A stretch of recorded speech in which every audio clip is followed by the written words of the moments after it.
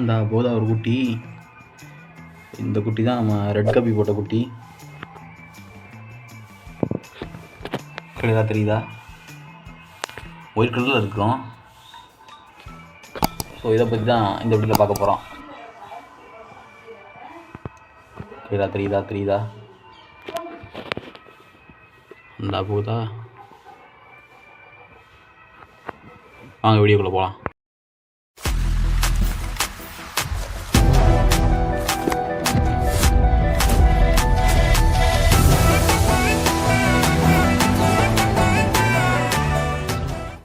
நீங்கள் ஏற்கனவே இந்த வீடியோ பார்த்துருப்பீங்கன்னு நினைக்கிறேன்.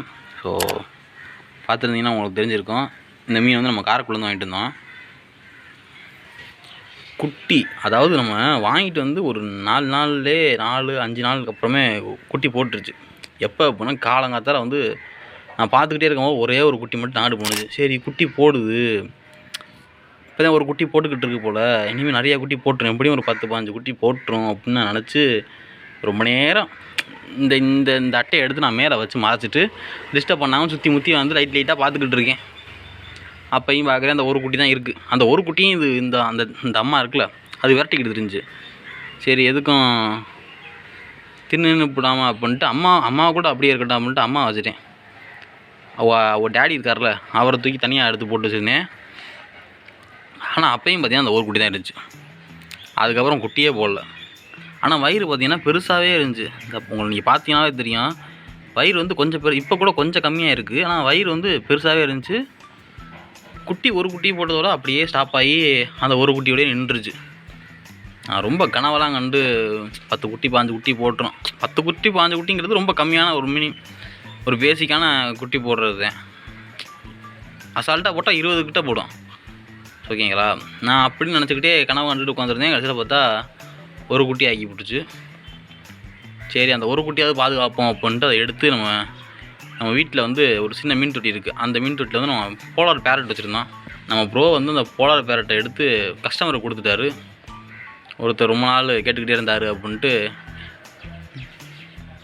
நான் வீடியோக்காண்டி வளர்க்கலாம் அப்படின்ட்டு ஐடியா பண்ணி வச்சுருந்தோம். கடைசியில் அவரே எடுத்து கொடுத்துட்டாரு. ஸோ அந்த இதில் தான் வந்து அந்த குட்டி மீன் இருக்குது. ஸோ அதை கொஞ்ச நாள் வச்சு வளர்த்துட்டு திருப்பி கொஞ்சம் பெருசானதுக்கப்புறம் இது கூட விடணும். இது குட்டி போடுதா என்னன்னு தெரில, அப்படியே சுற்றிக்கிட்டு இருக்குது. நேற்று தான் தண்ணி மாற்றினேன். தண்ணி நல்லா கிறிஸ்டல் கிளியராக இருக்குது. அதுவும் இப்போ நான் வந்து குட்டி போட்டோடனே கொஞ்ச நாள் பிரித்து போட்டுருவோம், ரெண்டையும் பிரித்து போடுவோம். அதுக்கப்புறம் ஒரு 1 மந்த்துக்கு அப்புறம் வந்து சேர்த்து போடுவோம், அதுக்கப்புறம் ப்ரீட் ஆகட்டும் அப்படின்னு நினச்சேன். ஆனால் நம்மள்ட்ட வந்து இடம் இல்லை. எல்லாத்துலேயும் கப்பி இருக்குது, எல்லாத்துலேயும் மீன் இருக்குது, எல்லாத்துலேயுமே குட்டி. ஸோ அதெல்லாம் வந்து மிக்சடு கப்பி நிறையா கிட்டலாம் இருக்குது. நான் அதெல்லாம் இன்னொரு வீடியோ ஒரு கண்டென்ட் வச்சுருக்கேன். அது ஒரு செம்ம கண்டென்ட்டு அப்லோட் பண்ணுறேன். ஆனால் ஹெல்த்தியாக தான் இருக்குது, எதுவும் ஒன்றும் பிரச்சனைலாம் இல்லை. நல்லா ஹெல்த்தியாக இருக்குது, நல்லா தெரியுதுங்க, நல்லா சாப்பிடுது. டெய்லி காலைல ஒரு வேளை சாப்பாடு போடுறேன், சாப்பிட்டுட்டு அந்த செடியை சுற்றி வருது. இந்த ஃபாக்ஸ் டெயில் வந்து வேகமாக வளருது. நான் நினச்சதை விட ரொம்ப வேகமாக வளருது. ஸோ வேகமாக வளர்ந்து ஃபுல்லாக மறைச்சிருச்சு நினைக்கலாம். நான் பாதியை பிச்சு மித்த மீன்களுக்கெல்லாம் போட்டு வச்சுட்டேன். ஓகே, பார்த்துக்கிட்டிங்களா? நல்லா இருக்குல்ல? ஸோ நம்மக்கிட்ட இப்போ மிக்சடு கப்பி நிறையா இருக்குது, கொஞ்சம் பேரண்ட் சைஸும் நிறையா இருக்குது. ஸோ அதனால் அதெல்லாம் இன்னும் கொஞ்சம் ப்ரீட் பண்ணிட்டு நிறையா குட்டி எடுக்கணும். அதனால் வச்சுருக்கேன்.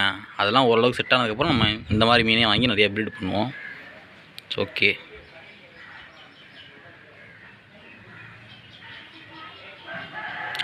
ஒரே ஒரு குட்டி போட்டிருக்கு. ஏதாவது குட்டி போட்டுச்சுன்னா நான் அப்டேட் பண்ணுறேன். பார்த்தீங்களா ஃப்ரெண்ட்ஸ், குட்டி போட்டோம்.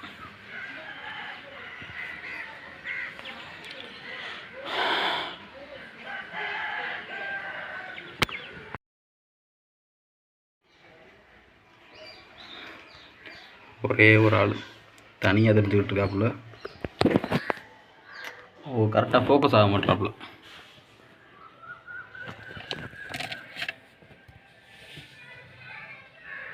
ஆனால் நல்லா வெள்ளை கலரில் இருக்குது. அவள் அம்மா மாதிரியே வந்து கொஞ்சம் வந்து ஒரு அந்த ரெட் கலர் மாதிரி தனியாக தெரியுது. மற்ற கப்பி மாதிரி இல்லாமல், மற்ற கப்பிலாம் கருப்பு கலரில் இருக்கும் குட்டியாக இருந்தாலும், கருப்பு ஒரு மாதிரி புள்ளியாக இருக்குது. இது வந்து மொத்தமாகவே ஒயிட் கலரில் இருக்குது.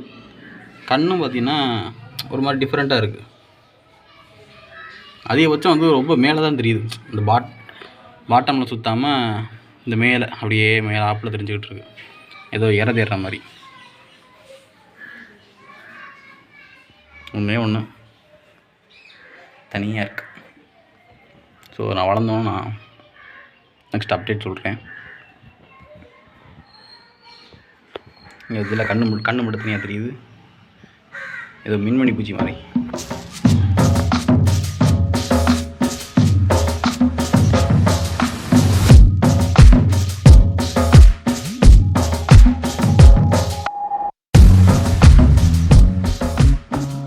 மீன் கடை சிவகங்கை மாவட்டம் தேவகோட்டை காந்தி ரோட்டில் இருக்குது.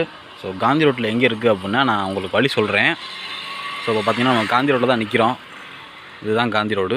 அப்படியே ஸ்ட்ரைட்டாக போனோம்னா ஒத்த கடை. இங்கிட்டு பார்த்திங்கன்னா இந்த முச்சந்தி, அங்கே தான் காளான் கடை இருக்கும். ஸோ இங்கே நான் வழி சொல்கிறேன். ஸோ அப்படியே ஸ்ட்ரைட்டாக வந்தோம் அப்படின்னா இதான் பார்த்திங்கன்னா சாய்பாபா கோயில் பூட்டி இருக்குது. இப்படியே என்ன ஸ்ட்ரைட்டாக போகணும். நான் இது உங்களுக்காண்டியே வண்டி அங்கே நிப்பாட்டி வச்சுட்டு நடந்து வந்துக்கிட்டு இருக்கேன். ஸோ நான் சொல்கிறேன் ரேட் கரெக்டாக. ஸோ அப்படியே ஸ்ட்ரைட்டாக போயிட்டே இருந்தோம் அப்படின்னா நமக்கு வந்து ஜான் ஸ்கூல் வரும் லெஃப்ட் சைடு. அதுக்கப்புறம் தான் நம்ம மீன் கடை இருக்குது. ஸோ இதுதான் பார்த்தீங்கன்னா ஜான் ஸ்கூலு. உள்ள ஸ்கூல் நடந்துக்கிட்டு இருக்குது. குழந்தைகள்லாம் பேசுகிற சவுண்டு கேட்குன்னு நினைக்கிறேன் உங்களுக்கு. புனித ஜான் தொடக்கப்பள்ளி டிவிக்கேன்னு போட்டிருக்கா. ஸோ அதான் அந்த அருகே பாருங்க நம்ம மீன் கடை. ஸோ நீங்கள் பார்த்தா தெரியும், அந்த இதுதான் நம்ம மீன் கடை. ஜீவா வண்ண மீன் நிலையம்னு போட்டிருக்கோம். ஸோ இங்கே பார்த்தீங்கன்னா எஸ்பிஐ ஏடிஎம் இருக்கும். அதுக்கு இங்கிட்டு நம்ம கடை.